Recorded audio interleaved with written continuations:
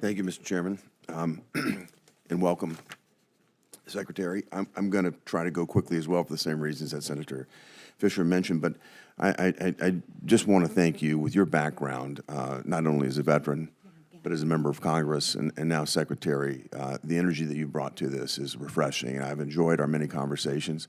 In Tennessee, we have 4,400 veterans that are being served, and for too long, I think, many of the veterans have told me so many sad stories about waiting times and not being able to access the quality of care that they want, that they need.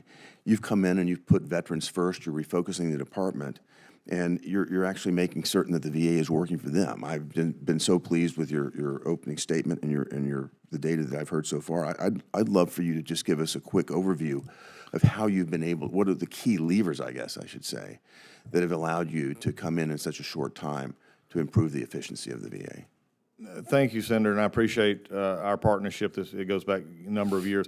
It's very simple, and it sounds almost too simple to be true. It was just simply the fact of unleashing a bureaucratic agency to be the agency it's supposed to be. I mean, if you looked up VA, all you saw was bureaucracy. You saw a very much of a department that, frankly, and I'm just be brutally honest, that had been beat on for so long, and I mean that in the best and kindest way. They were told what they did wrong. They were told how many veterans they didn't see. They were told how many backlog. They just got to be numb to the point of that they didn't think they could fight back. And I'm just not that way. I said, you are the largest, biggest integrated healthcare system in the country. We need to act like it. And so you put the veteran first. We gave them a focus. And I think that's one of the things that people don't understand about me. And they may disagree with me, and we can always have a general disagreement. But if we had no focus at the VA, it was always about self-preservation, making sure the organization, many people, FTEs did we have, how much money did we have, instead of what was the outcomes. Mm-hmm. Nobody seemed to care about the outcome. We gave lip service to it, but we never put it toward it. So one of the things that we just simply did was it said, do your job.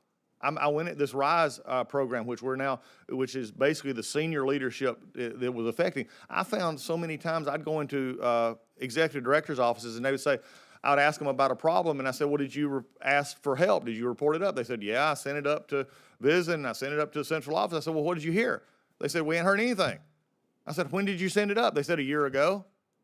I said, this is ridiculous. So we have now taken that, and one of the things is by the RISE is for rural healthcare, for urban healthcare. We've taken our medical center operations and consolidated it into one, so they have one central place to go to. Mm-hmm. We've taken our visits, reduced them to 5, so they can do the administrative, political side, the work that needs to be done in a bigger vision, and then added HSAs, which are health service accountants, or health service administrators, who are now have smaller areas in which they will have 5 to 6 hospitals, and that's all they will focus on. That's only job. So for someone who are worried about rural health care, this is actually the best thing that ever happened to rural health care, because those HSAs are now going to help our rural hospitals in those areas with a similar problem. So you don't have a visiting director who has Atlanta and Dublin and has to deal with these kind of things in a sense of a bigger, and then they had Columbia and everywhere else. So for us, it was just a matter of focus. It was a matter of doing and unleashing the talent that was already there and taking the appropriations that this committee and Congress has given us and said, how do we spend this wisely with one purpose, the veteran? As a business person, I certainly appreciate the focus. And you mentioned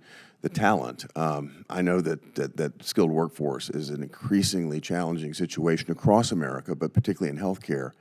And I'd love to hear you comment on how you're addressing the recruitment and the skill set, the skilling up of your workforce. I appreciate it. We're actively recruiting in every aspect of what we do. We're hiring today. If there's somebody watching, they're a doctor or nurse, come, I'll give you a job. But here's one of our issues that we had. There was also another problem.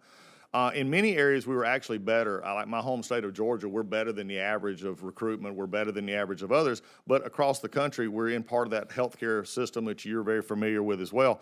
Our problem was where we're not as good is when we offered a job, we were taking way too long to hire the person. I mean, it was taking upward 130 days, 140 days. I actually had one facility that actually hiring for food service workers were 190 days. That's crazy. They've had 6 jobs by then. So what we did is right now we're in a process of redoing hiring across VA total to where it would be between 30 and 40 days. We'll have doctors hired, nurses hired, food service workers hired, quicker than that.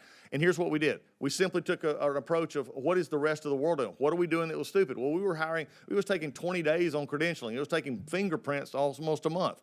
So what we said was, what do we have to do to get them a PIV card? How do we do it? What do we have to do to get them in the door? We'll do that up front, so we're making sure all the security boxes are checked, all the credentialing boxes are checked, which is about 5 to 7 days. And then we're going to get them in the door, and they have to fill out the rest of it. Did you realize, Chairman, Ranking Member, all these folks, did you realize we were making human resources folks in our hospitals take an occupational health exam? I said, what for? To know how to open a file? To type on a computer? It's crazy. That we were actually making nurses take an exam to where if they could pick up 50 pounds.